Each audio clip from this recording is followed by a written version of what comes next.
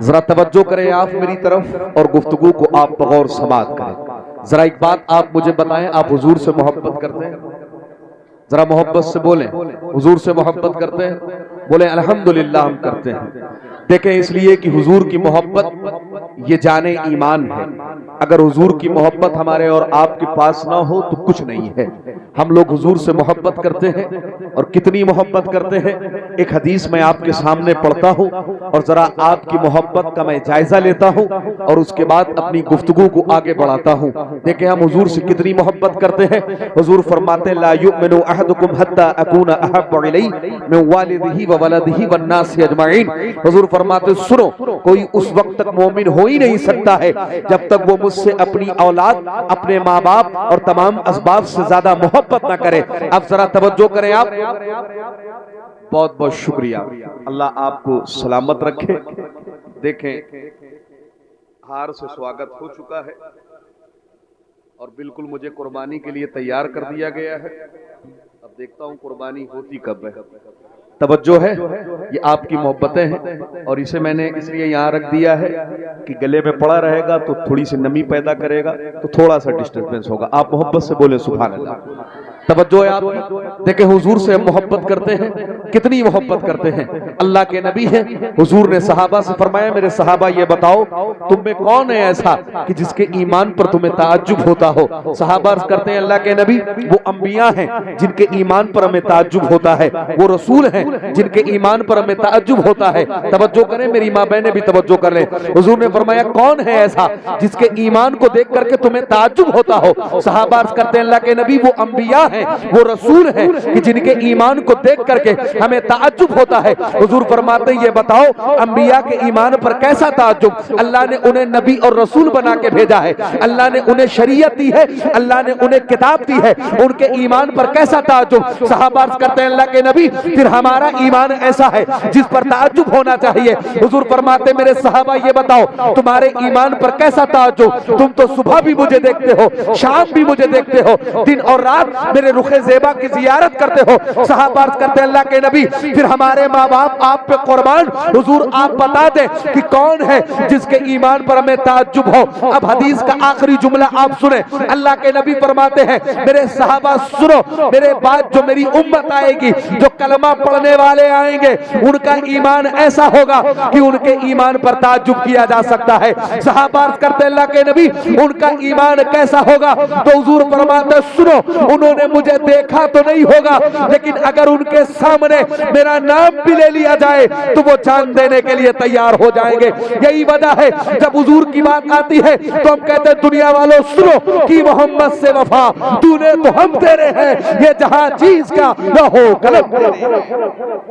دیکھیں حضور کی بات آتی ہے اور محبت کی بات آتی ہے تو ہم کہتے ہیں دنیا والوں سنو محمد کی محبت دین حق کی شرط اول ہے، اسی میں ہو اگر خامی تو سب کچھ نامکمل ہے۔ ہم کہتے ہیں دنیا والوں سنو جو جان مانگو گے تو جان دیں گے، جو مال مانگو گے تو مال دیں گے، مگر یہ ہم سے نہ ہو سکے گا کہ نبی کا جاہو جلال دیں گے۔ دنیا میں ہے حضور سے محبت کا دعویٰ کرتے ہیں اور جب مر کے قبر میں جائیں گے حضور سامنے ہوں گے، فرشتے پوچھیں گے بتاؤ ان کے بارے میں کہتے کیا تھے؟ تو ہم کہیں گے فرشتوں سنو انہیں جانا، انہیں مانا، نہ رکھا غیر سے کام، للہ الحمد میں دنیا سے مسلمان۔ حضور سے محبت کرتے ہیں نا تو حضور کی محبت میں بولے سبحان اللہ۔ دیکھیں آج کا یہ پروگرام زیارت حرمین شریفین کے موقع پر منعقد کیا گیا۔ کتنے لوگ جا رہے ہیں عمرے؟ 3 لوگ جا رہے ہیں۔ اچھا اور خواتین بھی ہیں ماشاءاللہ۔ یہ 3 حضرات ہیں جو میرے سامنے بیٹھے ہوئے، یہی 3 حضرات ہیں۔ اللہ ان کے عمرے کو اپنی بارگاہ میں قبول فرمائے، اور جو ان کے ساتھ میں خواتین ہیں اللہ ان کی حاضری کو اپنی بارگاہ میں قبول و مقبول فرما دے۔ آپ بولیں آمین آمین۔ ذرا آپ توجہ میری طرف کریں۔ اچھا یہ بتائیں کیا ان لوگوں سے زیادہ امیر کبیر شخص آپ کے گاؤں میں کوئی نہیں ہے؟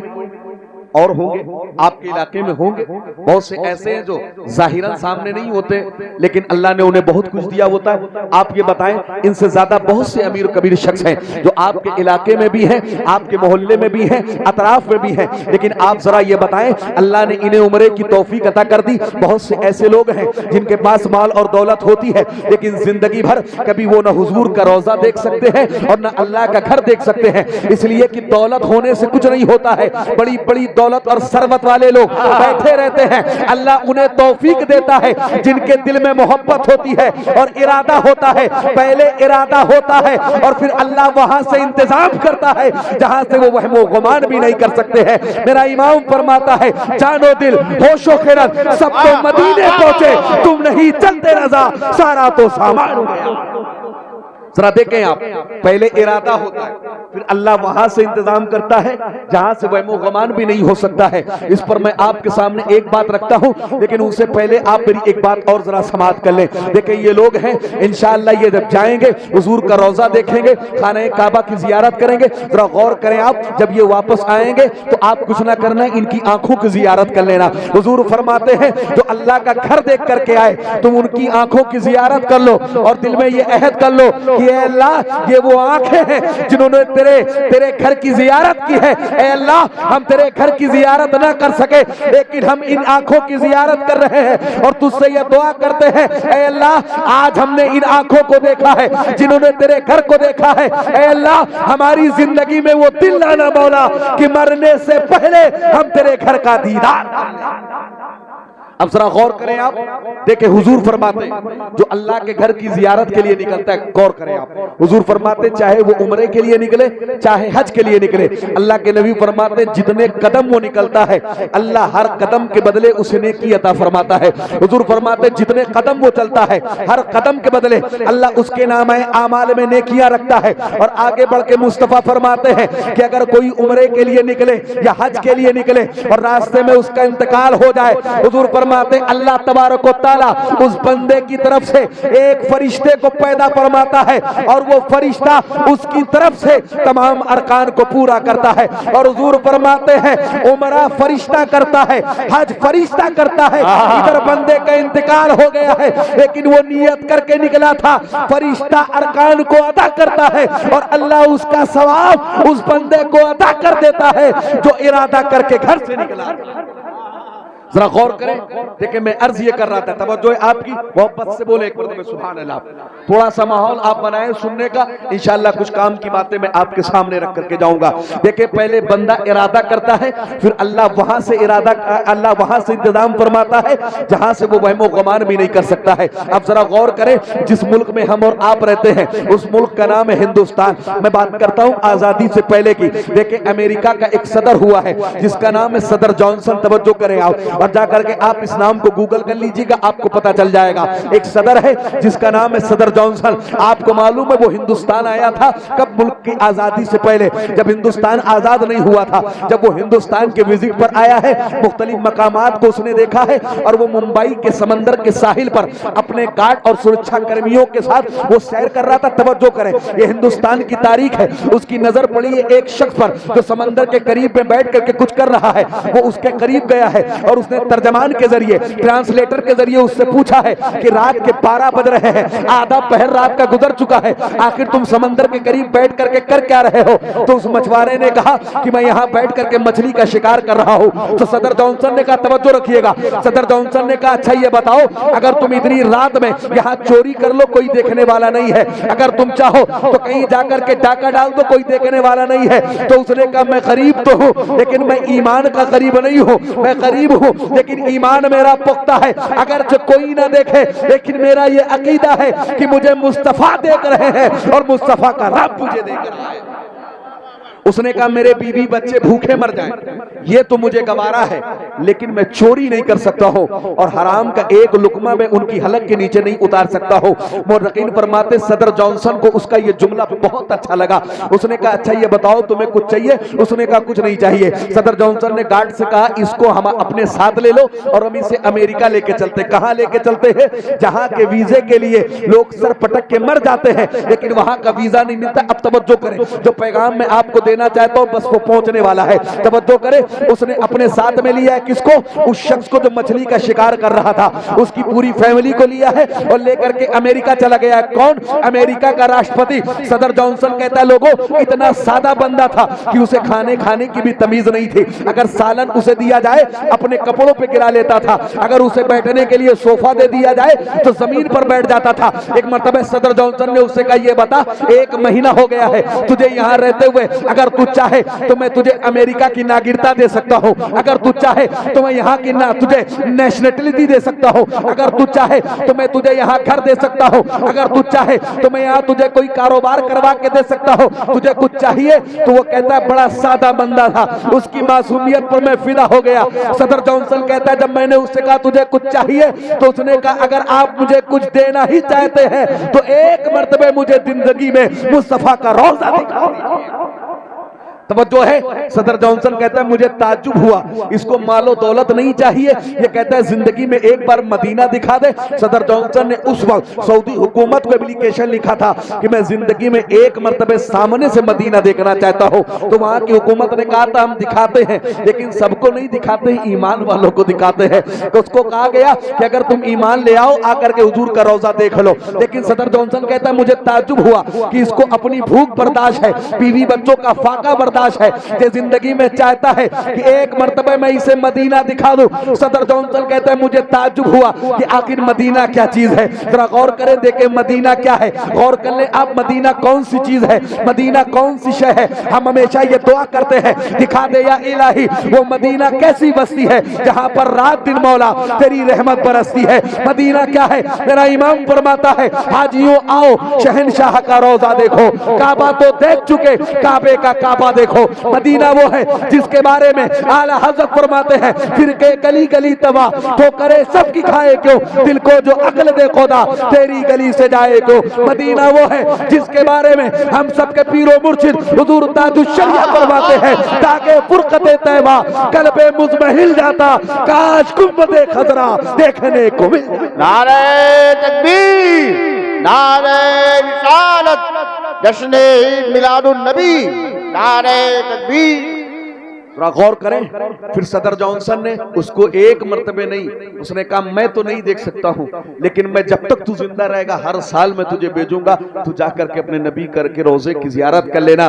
دیکھیں آپ ایک مچھوارا جس کے پاس کوئی انتظام نہیں تھا, وہ وہم و گمان بھی نہیں کر سکتا تھا کہ میں جا کر کے حضور کا روزہ دیکھوں گا, لیکن تڑپ ایسی تھی, دل میں محبت ایسی تھی, اور جب محبت کا جذبہ اٹھا ہے تو اللہ نے وہاں سے انتظام کر دیا ہے جہاں کے بارے میں وہ وہم و گمان بھی نہیں کر سکا ہے. تو آپ پہلے حضور کی محبت دل میں بٹھائیں, آپ پہلے خانہ کعبہ کی محبت اپنے دل میں بٹھائیں, آپ پہلے مدینے کی محبت اپنے دل میں بٹھائیں. اگرچہ آپ کے پاس مال و دولت نہیں ہے, اگرچہ آپ کے پاس انتظام نہیں ہے, لیکن میرا تیقن یہ کہتا ہے اگر آپ کے دل میں تڑپ ہے تو اللہ آپ کا انتظام وہاں سے کر دے گا جہاں کے بارے میں آپ سوچ.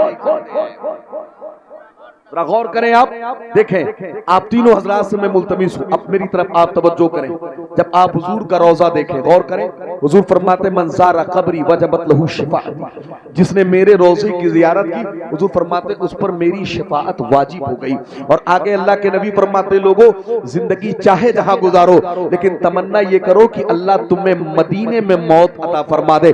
دیکھو جب آپ حضور کے روضے پر حاضر ہونا اور حضور کی بارگاہ میں جب سلام عرض کرنا, اور دیکھیں بڑا تفصیلی خطاب آپ نے علامہ قاری ناصر رضا صاحب قبلہ سے سماعت کر لیا ہے. انہوں نے اس طرح کھول کر کے بیان کر دیا جیسے ایسا لگتا تھا کہ مکہ ہماری اور آپ کی نگاہوں کے سامنے ہے, مدینہ ہماری اور آپ کی نگاہوں کے سامنے ہے. اور اس طرح وہی بندہ بیان کر سکتا ہے جس نے اپنی نگاہوں سے دیکھا ہو. اور میں یہ جانتا ہوں کہ قاری ناصر رضا صاحب کو اللہ نے وہ توفیق دی ہے کہ انہوں نے حضور کے گھر کی بھی زیارت کی ہے اور اللہ کے در کی بھی زیارت کی ہے. ذرا آپ غور کریں, ایک بات آپ خاص طور سے سنیں اور آپ سب سب کے لیے عام طور سے یہ میری بات ہے، جب آپ حضور کے روضے پر حاضر ہو تو یہ عقیدہ لے کر کے حاضر ہو کہ ہم نے حضور کو سلام کیا ہے، حضور ہمارے سلام کو سنتے بھی ہیں اور اس کا جواب بھی ہمیں دیتے ہیں، اس لیے کہ ہمارا یہ عقیدہ ہونا چاہیے کہ یہ حضور کا روضہ ہے، یہ مدینہ المنورہ ہے، اس کے اندر حضور کی قبر مبارک ہے۔ ہمارا یہ تیقن اور عقیدہ ہونا چاہیے جب ہم حضور کے روضے پر جائیں کہ اللہ کے نبی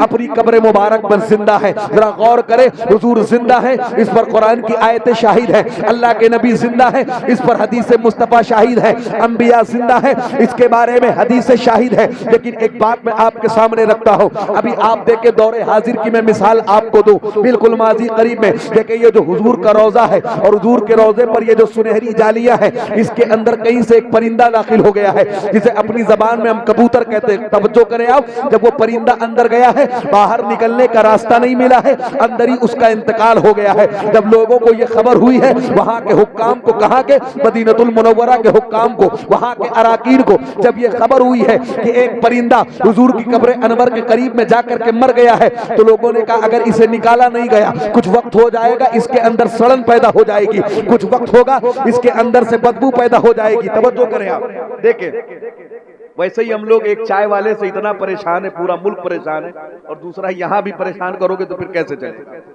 توجہ کریں، چائے بعد میں پلا دینا آپ، ہے کہ نہیں؟ یہ سب پریشان ہے نا، اور یہاں بھی وہی لوگ پریشان کریں گے تو چائے والوں سے چھٹکارا پانا پڑے گا۔ غور کر لیں آپ، توجہ کریں، چائے پھر پلا دینا، اس لیے کہ چائے آپ پلائیں گے ڈسٹربنس پیدا ہوگی۔ جن کو مل گئی ان کو مبارک، اور جن کو نہیں ملی بعد میں پی لینا۔ محبت سے بولیے سبحان اللہ۔ توجہ آپ کی دیکھیں، میں عرض یہ کر رہا تھا، دیکھیں حضور کس طرح زندہ ہے۔ جب پرندہ اندر گیا ہے، انتقال ہوا ہے، لوگوں نے کہا اس کو نکالا جائے۔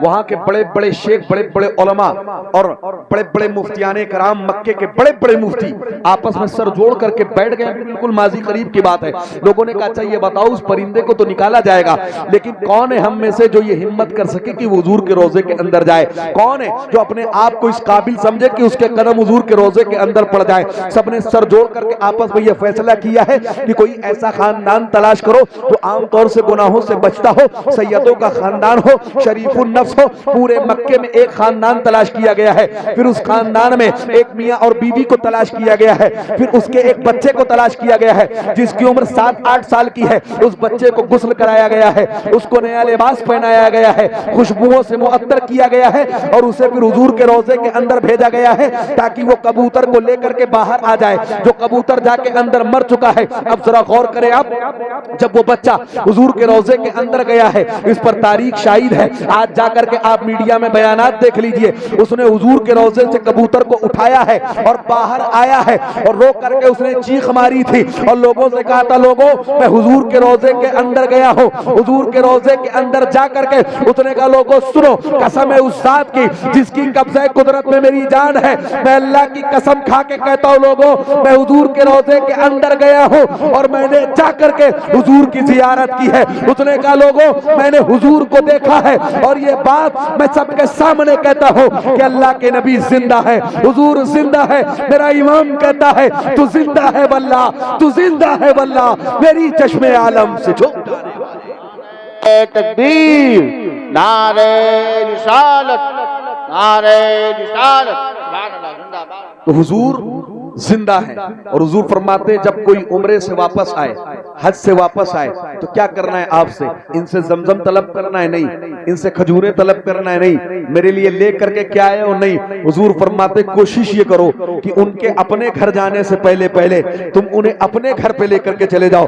حضور فرماتے ہیں اگر ان کے قدم تمہارے گھر پر پڑ گئے، اللہ ان کے قدم کی بدولت تمہارے گھر سے تمام پریشانیوں کا خاتمہ فرما دے گا۔ اس لیے کہ وہ لوگ ہیں جنہوں نے اپنی نگاہوں سے حضور کے روضے کو بھی دیکھا ہے اور خانہ کعبہ کو بھی دیکھا ہے۔ میرا امام فرماتا ہے حاجیوں آؤ شہنشاہ کا روضہ دیکھو، کعبہ تو دیکھ چکے، کعبے کا کعبہ۔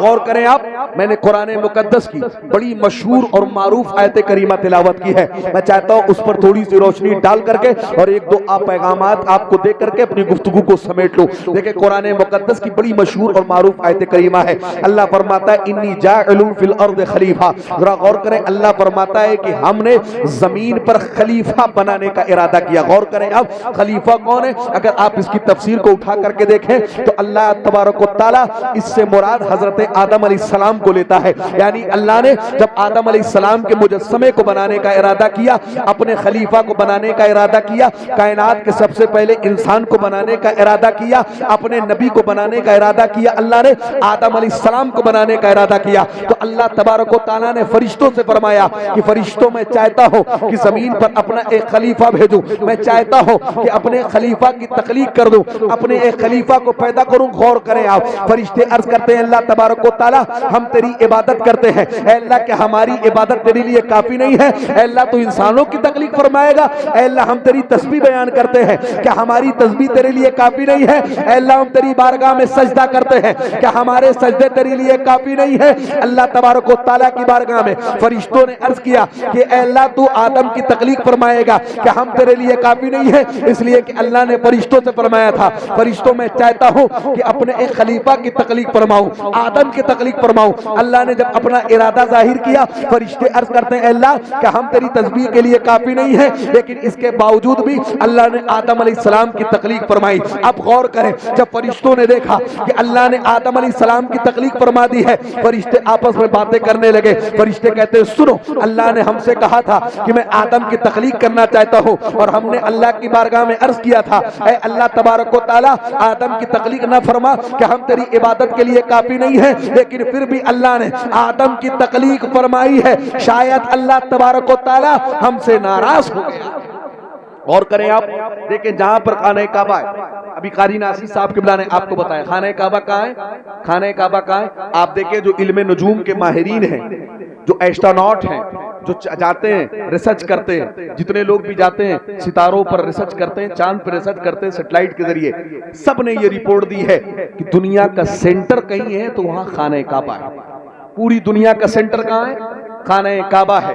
اور آپ دیکھیں ابھی دور حاضر میں بھی ایک سائنٹسٹ ہے جو مارچ پر گیا تھا چاند پر، اس نے وہاں سے یہ کہا تھا کہ اگر مجھے کہیں روشنی نظر آتی ہے دنیا میں تو دو ہی جگہ نظر آتی ہے، ایک مکے میں دوسری مدینے میں. ذرا غور کریں کائنات کا سینٹر کہاں ہے؟ جہاں مکہ شریف ہے. اور حضور فرماتے ہیں انسانوں کو بنانے کے لیے جہاں سے مٹی لی گئی ہے خاص طور سے آدم علیہ السلام کی تخلیق کے لیے وہیں پر خانہ کعبہ ہے. اللہ نے وہیں خانہ کعبہ بنایا ہے. اور حضور فرماتے ہیں جہاں دنیا میں خانہ کعبہ ہے یہی ساتویں آسمان پر اللہ کا ایک اور گھر ہے جسے بیت معمور کہا جاتا ہے. اللہ نے اس کی تخلیق خانہ کعبہ سے پہلے فرمائی ہے. جب اللہ نے فرشتوں سے فرمایا کہ میں آدم کی تخلیق کرنا چاہتا ہوں، فرشتوں نے کہا اللہ ہم تیری عبادت کے لیے کافی نہیں ہے، اللہ نے آدم علیہ السلام کی تخلیق فرما دی. اب فرشتوں نے سوچا شاید اللہ ہم سے ناراض ہو گیا ہے، تو فرشتوں نے بیت معمور کا چکر لگانا شروع کر دیا. چاروں طرف گھومنے لگے، بیت معمور کے چاروں طرف طواف کرنے لگے. 7 چکر فرشتوں نے لگائے تھے. اللہ نے فرمایا فرشتوں یہ کیا کر رہے ہو؟ اس کی چاروں طرف گھوم کیوں رہے ہو؟ آخر اس کا طواف کیوں کر رہے ہو؟ کس کا؟ بیت معمور کا. تو فرشتے عرض کرتے ہیں اے اللہ شاید ہم نے یہ سوچا کہ ہم نے تیری بارگاہ میں یہ مشورہ دیا کہ تو آدم کی تخلیق نہ فرما، ہمیں یہ لگا کہ شاید تو ہم سے ناراض ہو گیا ہے، اسی لیے ہم بیت معمور کا چکر لگا رہے ہیں تاکہ ہم اس کا چکر لگائیں، اس کا طواف کریں، اور اے اللہ تو ہم سے راضی ہو. اب غور کریں حضور فرماتے ہیں علامہ طبری اس کو تاریخ طبری میں بیان کرتے ہیں اللہ رب العزت نے فرمایا فرشتوں سنو میں تم سے ناراض نہیں ہوں، جو میں جانتا ہوں وہ تم نہیں جانتے. آدم کی تخلیق ایک مصلحت ہے، آدم کو پیدا کرنا یہ مصلحت ہے اور وہ مصلحت میں جانتا ہوں. انسانوں کی تخلیق کے پیچھے بھی ایک راز ہے اور وہ راز میں جانتا ہوں. اللہ نے فرمایا فرشتوں میں تم سے ناراض نہیں ہو، لیکن سنو جہاں پر بیت معمور اسی کے نیچے دنیا میں جاؤ اور جا کر کے میرے ایک اور گھر کی تعمیر کرو جس کا نام میں کعبہ رکھوں گا. فرشتوں نے اس گھر کی تعمیر کر دی. اب فرشتے عرض کرتے ہیں اللہ تبارک و تعالیٰ پہلے سے تیرا ایک گھر تھا جسے بیت معمور کہتے ہیں، اے اللہ تو نے کعبے کی تخلیق فرمائی ہے، اے اللہ تو نے کعبے کی تعمیر ہمارے ذریعے فرمائی ہے، اے اللہ آخر تو نے کعبے کی تعمیر کیوں فرمائی ہے؟ اب ذرا آپ غور کر لیں. اللہ نے فرمایا فرشتوں سنو جب تمہیں یہ خیال پیدا ہوا تمہارے دل میں کہ میں تم سے ناراض ہوں، تم نے بیت معمور کا چکر لگانا شروع کر دیا. اگر میرے بندوں کو یہ لگے گا کہ ان کے گناہوں کی وجہ سے میں ان سے ناراض ہوں، وہ آ کر کے خانہ کعبہ کا 7 چکر لگائیں گے، وہ خانہ کعبہ کا طواف کریں گے، میں ان کے گناہوں کی ذرا غور کریں آپ، جب خانہ کعبہ کا چکر لگاتے ہیں حضور فرماتے ہیں اللہ رب العزت ان کی نیکیوں کو بڑھاتا ہے اور ان کے گناہوں کو مٹاتا ہے۔ حضور فرماتے ہیں جب خانہ کعبہ کی زیارت کی جاتی ہے، اور آپ نے مجھ سے پیشتر سنا کہ لوگ یہ کہتے ہیں کہ جب نظر پڑے کون سی دعا مانگی جائے قبول ہو جائے، علماء فرماتے ہیں خاص طور سے اعلیٰ حضرت فاضل بریلوی کہ آپ یا تو یہ دعا مانگ لیں جب پہلی نظر پڑے کہ اے اللہ رب العزت جب تک زندہ رہوں ہر سال تو مجھے تیرے گھر کی زیارت اللہ نصیب فرماتا رہے، اے اللہ جب تک زندہ رہوں جو بھی دعائیں کروں اے اللہ اسے تو قبول فرماتا رہے۔ اب ذرا غور کر لیں، آپ دیکھیں جس نبی آخر الزمان کا روزہ آپ دیکھیں گے، مصطفیٰ جان رحمت فرماتے لوگوں زندگی میں چاہے جہاں جیو لیکن کوشش یہ کرو کہ تم آ کر کے مدینے میں مر جاؤ۔ حضور فرماتے من زار قبری وجبت لہ شفاعتی، جس نے میرے روزے کی زیارت کی، جس نے میری قبر کی زیارت کی اس پر میری شفاعت واجب ہو گئی۔ حضور فرماتے ہیں جس نے میرے روزے کی زیارت کر لی ایک مرتبہ وہ میدان محشر میں چاہے جہاں ہوگا میں اس کا ہاتھ پکڑ کر کے اس کی شفاعت کروں گا اور اسے اپنے ساتھ لے کر کے جنت میں جاؤں گا۔ میرا امام فرماتا ہے حاجیو آؤ شہنشاہ کا روزہ دیکھو، کعبہ تو دیکھ چکے کعبے کا کعبہ۔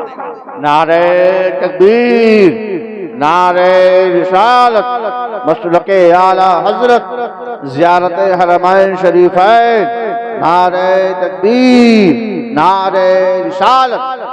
ذرا غور کریں آپ، بس آخری مرحلے پہ میری گفتگو پہنچ رہی، توجہ کریں۔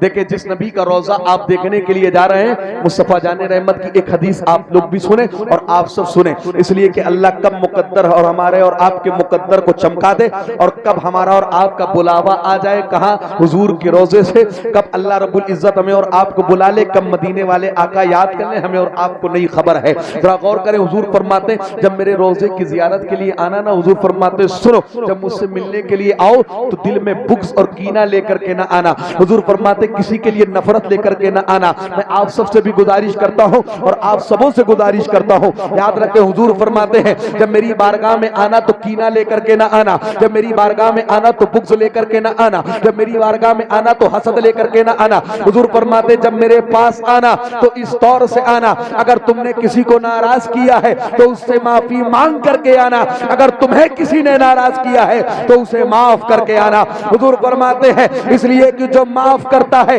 اللہ اسے پسند کرتا ہے، جو لوگوں کو معافی دیتا ہے اللہ اسے پسند کرتا ہے، جو لوگوں کو معاف کرتا ہے اللہ اسے پسند کرتا ہے۔ اور حضور فرماتے سنو اگر کوئی مومن بھائی اپنے مومن بھائی سے ناراض ہو، اللہ کے نبی فرماتے ہیں اگر وہ خانہ کعبہ کے سامنے اپنے سر کو رکھ کر کے مر جائے لیکن اگر دنیا میں وہ کسی ایمان والے کو ناراض کر کے گیا ہے، حضور فرماتے ہیں جب تک اس کا بھائی اس سے راضی نہ ہو جائے اللہ اس کی عبادتوں کو اس کے منہ پہ مار دے گا، جب تک اس کا بھائی نہ راضی ہو اللہ تب تک اسے جنت عطا نہیں فرمائے گا۔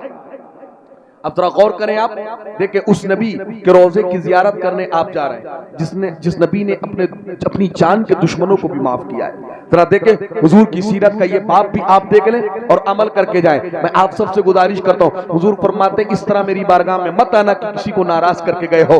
اگر آپ سب کو لگتا ہے کہ آپ سے کوئی ناراض ہے جا کے اس سے معافی مانگ لیں، منع کے حضور کی بارگاہ میں جائے۔ اگر آپ کو یہ لگتا ہے کہ آپ کو کسی نے تکلیف دی ہے آپ اللہ کے نام پہ معاف کر دیں، حضور فرماتے لوگوں معاف کرنا سیکھو۔ اگر تمہیں یہ لگتا ہے کہ معاف کرنے سے عزت کم ہوتی ہے یا تمہاری عزت کم ہو جائے گی، حضور فرماتے کل قیامت کے دن اتنی عزت تم مجھ سے لے لینا۔ اب ذرا غور کر لیں آپ، دیکھیں جب حضور کی بارگاہ میں جاؤ تو دل سے کینہ نکال کے جاؤ، دل سے بغض نکال کے جاؤ، کسی کا حسد نکال کے جاؤ، اس لیے کہ حضور کا مدینہ وہ مدینہ انشاءاللہ جب آپ کی پہلی نظر پڑے گی آپ سب بھول جائیں گے۔ اس لیے کہ میں نے حاجیوں کی زبانی سنا ہے کہ جب تک ہم مکے میں ہوتے ہیں ہمیں کاروبار کی بھی یاد آتی ہے، جب تک ہم مکے میں ہوتے ہیں ہمیں گھر بار کی بھی یاد آتی ہے، جب تک ہم مکے میں ہوتے ہیں بزنس کی بھی یاد آتی ہے، ملک کی بھی یاد آتی ہے، اور جب ہم مکہ چھوڑ کے مدینہ آتے ہیں اور سبز گنبد پر جب پہلی نظر پڑتی ہے، حضور کے روضے پر جب پہلی نظر پڑتی ہے تو ہم سب بھول جایا کرتے ہیں، پہلی نظر پڑتی ہے اپنا وجود بھی بھول جاتے ہیں، اور جب وہاں سے واپسی کا ارادہ ہوتا ہے اور جب واپسی کا حکم ہوتا ہے 7 یا 8 دن کے بعد 40 وقت کی نماز پڑھنے کے بعد تو لوگ پلٹ پلٹ کے حضور کے روضے کو دیکھتے ہیں اور یہی کہتے ہیں تم ہماری جان لے لو لیکن ہمیں مدینہ چھوڑنا گوارا نہیں ہے۔ اس لیے کہ مدینے کے بارے میں اعلیٰ حضرت فرماتے ہیں با خدا خدا کا یہی ہے در، نہیں اور کوئی مفر مکر جو وہاں سے ہو یہی آ کے ہو، جو یہاں نہیں وہ وہاں نہیں۔ اب ذرا غور کریں، دیکھیں اس نبی کے ہم اور آپ ماننے والے، اس نبی کا کلمہ پڑھنے والے، اور اس کی بارگاہ میں آپ جا رہے ہیں، انشاءاللہ ایک وقت آئے گا کہ ہم لوگ بھی جائیں گے، بولے آمین۔ اور آپ سب ہم لوگوں کے لیے بھی دعا کرنا کہ جتنے لوگ اس محفل میں بیٹھے تھے اللہ سب کو مدینے بلا دے اور ہم اڑ کر کے مدینہ پہنچ جائیں۔ ذرا غور کریں، میں عرض یہ کر رہا تھا حضور وہ ہیں جنہوں نے اپنی جان کے دشمن کو بھی معاف کیا۔ ذرا غور کریں، دیکھیں آپ سب مسجد نبوی میں جائیں گے، انشاءاللہ نماز پڑھیں گے، جہاں نماز آپ پڑھیں گے 50,000 گنا آپ کو ثواب ملے گا۔ دیکھیں آپ حضور ہیں مسجد نبوی میں بیٹھے، اللہ کے نبی ذرا سنیں آپ، حضور بیٹھے، ایک شخص آیا ہے جس کا تعلق یہودی مذہب سے مسلمان نہیں ہے، آیا ہے مسجد نبوی میں، حضور صحابہ کرام کے درمیان بیٹھے اور آتے ہی اس نے کیا کرنا شروع کیا، مسجد نبوی میں پیشاب کرنا شروع کیا ہے۔ ذرا آپ بتائیں آپ کے محلے کی مسجد اور مسجد نبوی دونوں میں کوئی مقابلہ اور کوئی مسابقہ اور دونوں میں کوئی مماثلت نہیں ہے، کہاں آپ کے علاقے کی مسجد اور کہاں مسجد نبوی، دونوں اللہ کا گھر ہے لیکن مسجد نبوی کی شان الگ ہے۔ لیکن آپ دیکھیں اگر کوئی ایسا عمل آپ کے علاقے کی مسجد میں کر دے تو آپ کیا کریں گے؟ جب وہ شخص آیا ہے مسجد نبوی میں، اس نے پیشاب کی ہے، صحابہ کرام نے دیکھا سب نے باہیں چڑھا لی ہے، حضرت ابو بکر ہے، حضرت عمر ہے، حضرت علی ہے، حضرت عثمان ہے، تمام صحابہ ہیں، سب کھڑے ہو گئے ہیں۔ حضرت علی نے تو تلوار نکال لی ہے اور آپ آگے بڑھے ہیں، حضور نے حضرت علی کے تیور کو دیکھا ہے، آپ نے ہاتھ پکڑا ہے، بٹھا دیا ہے، فرمایا علی بیٹھ جاؤ، حضرت علی بیٹھ گئے ہیں، حضور نے تمام صحابہ کو بٹھا دیا ہے۔ جب اس نے پیشاب کر لی ہے، کہاں مسجد نبوی میں، حضور اس کے قریب گئے، حضور نے کہا یہ بتاؤ کس مذہب سے تمہارا تعلق ہے؟ تو اس نے کہا میں یہودی ہوں۔ حضور نے فرمایا اچھا یہ بتاؤ جب تم یہودی ہو تو کہیں نہ کہیں تو تمہاری عبادت گاہ ہوگی جہاں تم جا کے عبادت کرتے ہوگے؟ اس نے کہا ہاں ہم اپنی عبادت گاہوں میں جا کر کے عبادت کرتے ہیں اپنے خدا کی۔ تو حضور نے فرمایا اچھا یہ بتاؤ اگر تمہاری عبادت گاہ میں آ کر کے کوئی پیشاب کر دے تو کیا کر لو گے؟ اس نے کہا جان لے لیں گے، اس کی سر کاٹ دیں گے، اس کا جسم سے سر الگ کر دیں گے۔ حضور مسکرانے لگے، حضور نے کہا اچھا یہ بتاؤ اگر کوئی تمہاری عبادت گاہ میں پیشاب کر دے تم اس کا سر کاٹ لو گے؟ یہ بھی تو مسلمانوں کی عبادت گاہ ہے جہاں تم نے پیشاب کر دیا ہے۔ صحابہ فرماتے ہیں حضور کہتے جا رہے تھے، وہ یہودی شخص حضور کو ایسے دیکھ رہا تھا، جب حضور کی گفتگو مکمل ہو گئی اس نے کہا لوگوں جب باتیں اتنی اچھی ہے تو انسان کتنا اچھا ہوگا؟ اس نے کہا کلمہ پڑھتا ہوں اور کلمہ پڑھ کر کے ایمان لے آتا ہوں، میرا امام فرماتا ہے سارے اچھوں میں اچھا سمجھیے جسے ہے اس اچھے سے اچھا بات آ گئی ہے تو سن لے ذرا۔ حضور ہیں کسی جنگ سے واپسی ہے، بس اسی پر اپنا پیغام کمپلیٹ کرتا ہوں اور آپ سب سے ملتمس اور گزارش کر کے جاتا ہوں کہ آپس میں محبت الفت اپنے درمیان آپ اتحاد پیدا کریں۔ غور کریں حضور ہیں کسی جنگ سے واپسی ہے، کسی غزوے سے واپس آئے، غزوہ اس جنگ کو کہتے ہیں جس میں حضور نے شرکت کی۔ اللہ کے نبی کسی غزوے سے واپس آئے، حضور ایک درخت کے نیچے آرام فرما رہے ہیں، جو صحابہ حضور کے ساتھ میں تھے وہ ضرورت کے تحت چلے گئے، حضور کی تلوار ذوالفقار بغل میں رکھی ہے۔ ذوالفقار کا نام سنا ہے آپ نے؟ کون سی تلوار ہے ذوالفقار؟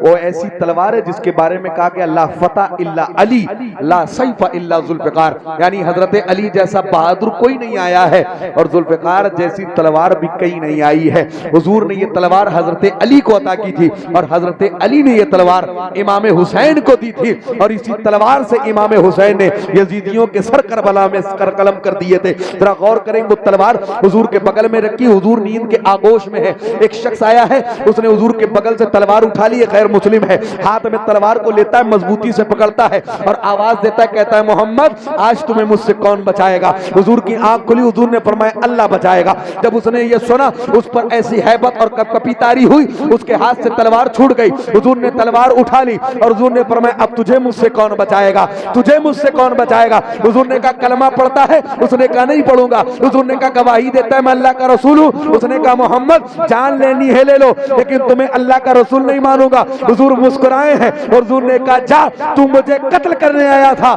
میں اپنی جان کے دشمن کو معاف کر دیتا ہوں۔ حضور نے فرمایا سن تو مجھے قتل کرنے آیا تھا، میں اپنی جان کے دشمن کو معاف کرتا ہوں۔ اور یقین فرماتے لوگوں جب وہ شخص اپنے قبیلے میں واپس گیا ہے، اپنے قبیلے میں جب اس نے حضور کے اخلاق کی بات بتائی ہے تو صرف وہ شخص نہیں اس کا پورا کنبہ پورا قبیلہ کلمہ پڑھ کر کے حضور پر ایمان لے آیا ہے۔ میرا امام فرماتا ہے سارے سچوں میں سچا سمجھیے جسے ہے اس سچے سے سچا۔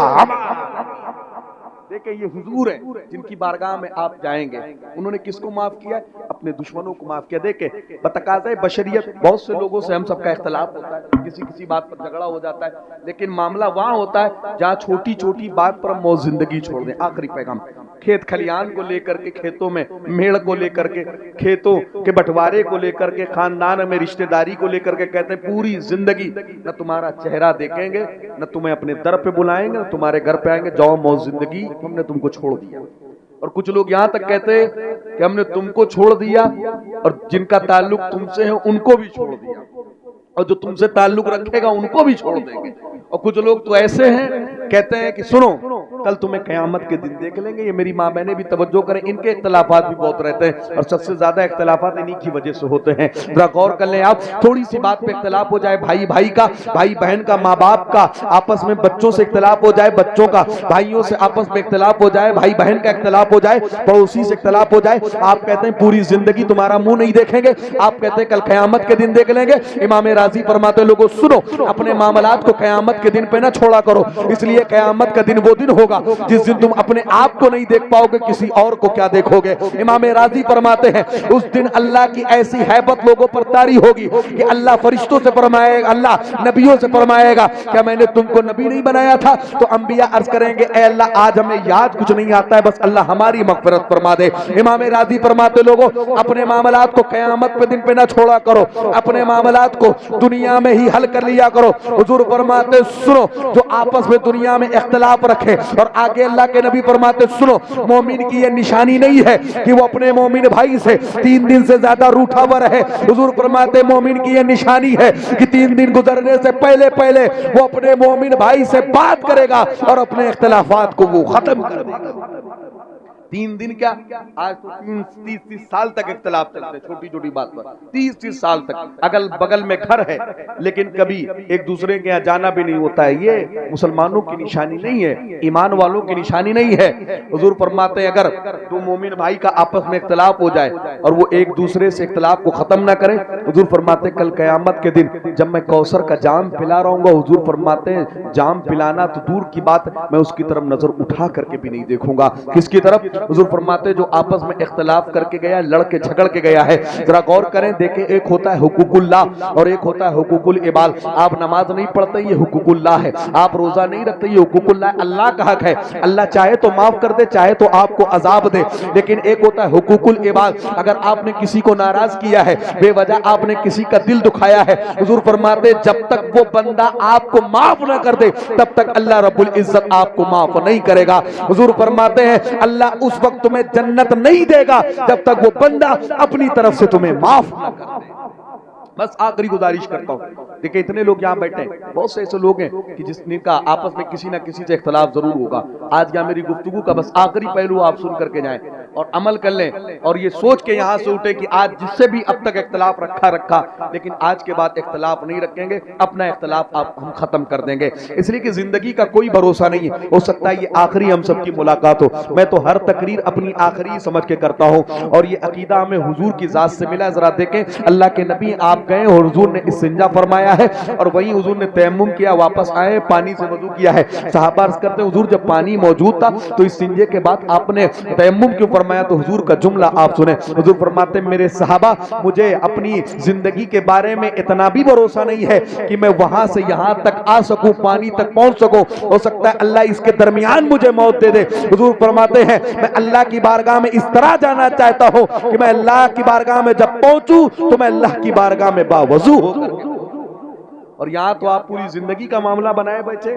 دیکھیں بہت سے لوگ راتوں میں سوتے ہیں، صبح آنکھ نہیں کھلتی، اعلان ہوتا ہے مسجد سے فلاں بندے کا انتقال ہو گیا، وہ شام میں کسی کے انتقال کی خبر پڑھ کے سوتے ہیں لیکن بستر پہ مردہ پائے جاتے ہیں۔ زندگی کا بھروسہ نہیں ہے۔ کوئی ہے جو اس میں بتا سکے کہ 100 سال کے بعد آپ میں سے کوئی یہاں موجود رہے گا؟ کوئی نہیں ہے نا۔ موت آنی ہے، مرنا ہے، دنیا سے جانا ہے تو اس طرح دنیا سے جاؤ کہ آپ مر کے قبر میں بھی چلے جاؤ تو لوگ یہ آپ کو یاد رکھیں، جب آپ کا نام آئے تو لوگ کہیں انسان بڑا اچھا تھا، جب آپ جائیں تو آپ کے اپنے بھی روئیں اور بیگانے بھی روئیں، اس طرح عمل کر کے آپ کو جانا ہے۔ ایک حدیث حدیث آپ کے سامنے پڑھتا ہوں اور ذرا اسے دل کے کانوں سے آپ سن لیں اور اس پر عمل کر لیں، اور جس کا بھی آپس میں اختلاف ہے یہاں سے اٹھنے سے پہلے اپنے اختلافات کو آپ ختم کر دیں، اس لیے کہ حضور فرماتے ہیں میں اس بندے کو پسند نہیں کرتا ہوں جو آپس میں اختلاف رکھتا ہے۔ حضور فرماتے ہیں اگر میرے پاس آؤ تو آپس میں ایک دوسرے کو معاف کر کے آؤ۔ حضور فرماتے ہیں اگر میری بارگاہ میں پہنچو تو ایک دوسرے کے لیے حسد کو نکال کر کے آؤ، کینے کو نکال کر کے آؤ۔